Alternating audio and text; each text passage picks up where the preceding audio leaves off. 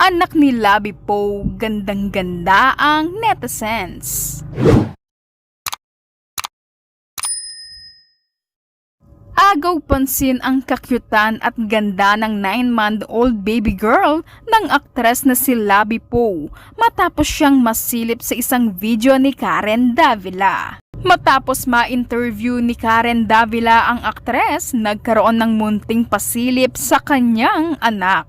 Kahit side view pa lang ang makikita, kitang-kita na agad ang pagiging adorable at gandang baby ng kanyang little girl. Marami ang napangiti sa simpleng pasilip sa anak ni Labi Po, lalo na't makikita rin kung gaano ka hands-on ang aktres bilang isang ina. Sa kabila ng kanyang busy schedule, kapansin-pansin ang pagiging present ni Labi sa buhay ng kanyang baby girl.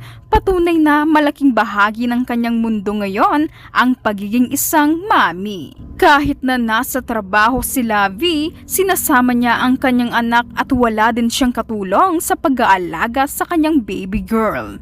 At sa gandang taglay ng kanyang 9-month-old baby, tila marami pa ang mas kikiligin sa mga susunod na pagkakataong muling masilip ang munting prinsesa ni Labi.